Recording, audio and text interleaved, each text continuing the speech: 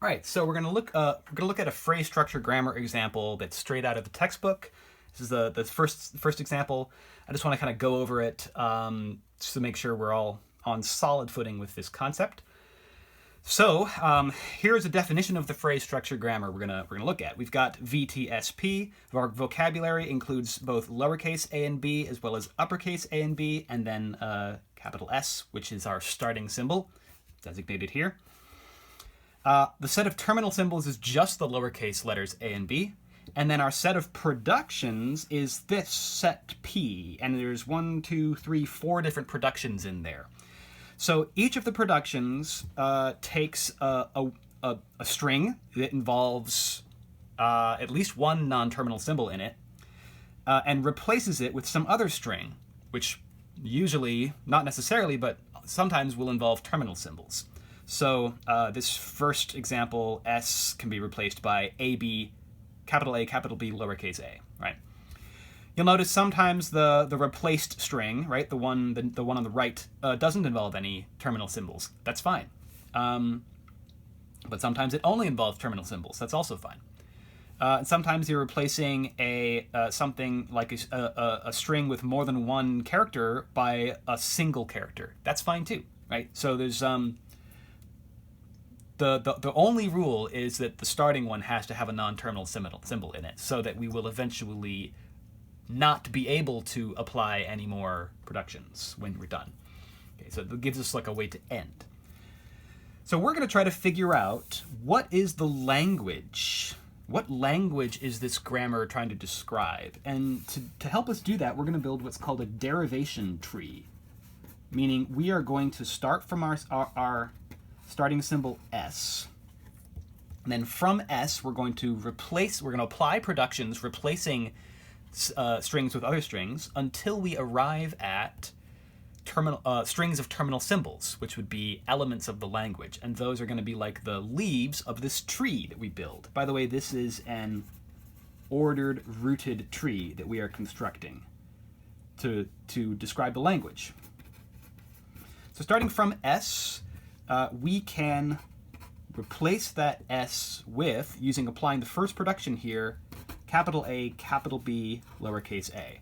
And that's the only production we can apply starting from S. There's nothing else involving S here. So we have to start like that. Now I've drawn this sort of double arrow here. There is a certain notation involved in doing this. That double arrow means directly derivable. So capital A, capital B, lowercase a is directly derivable from S. That means that you can get to that by applying a single production somewhere in the midst of that string. So if I take capital A, capital B, A, and let's say I go ahead and apply this production on the end, capital A, capital B can be replaced by lowercase b. That would take that part of the string and replace it with a single production. So the string BA is directly derivable from capital A, capital B, A. That is a string that only involves terminal symbols, so now we can't apply any more productions to that string, which means we're done, and that's a leaf on our tree, and that's going to be a word in the language that we are constructing with this grammar. Now that was not the only choice. We could also have applied one of these other productions. So like we could take the A, or actually, what do I want to do next? No, I want to use this production next. Let's take the capital B and replace it by AB. That's also applying a single production, so it's directly derivable from this one. And so we're going to have A and then lowercase b, and then A. All right. Okay, so now that I've done that, the only thing I can do is replace the capital A with capital B, capital B. So I'll apply that production, capital B, A, B, A, like that. And now each of those capital B's can be, there's only one thing I can do with them, right? Like I don't have this AB anymore. All I have is the B. So all that I have left that I can do is replace each of those capital B's by an AB. Now I'm not going to do two steps. I'm going to combine that into one step. and I'm going to use an arrow with a star on top of it, or next to it. That means derivable. So it's not necessarily directly derivable, it just means that it's possible to derive this new string from the previous string by some sequence of productions, not necessarily a single one. So there is a sequence of productions which will derive A, B, A, B, A, B, A. And that is all terminal symbols, so that's done. That's done. That's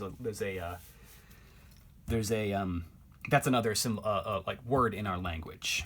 Now, is there anything else I could have done? Well, back here, I could have replaced the A with BB, and then replaced the B, all those B's with AB, but that other path would have brought me to the same word, AB, AB, AB, A, that what we got via this path. So I'm not gonna take the time to draw out that other option.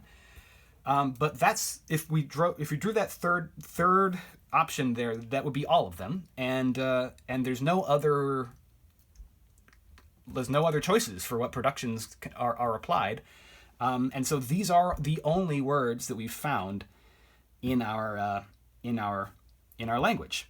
So the formal definition here for the language generated by a grammar G is it is the set of all strings of terminal symbols derivable from S, meaning that there's some sequence of productions that you could apply that would take you to that string.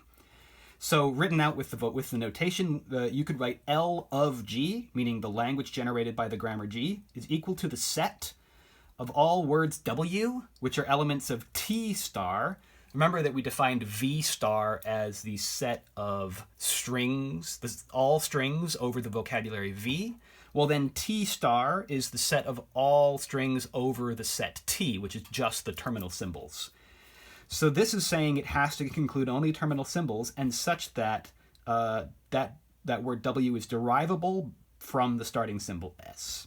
There's our definition. So in this example here, we can say L of G is the set containing the words ba and abba baba. And that's the entire language.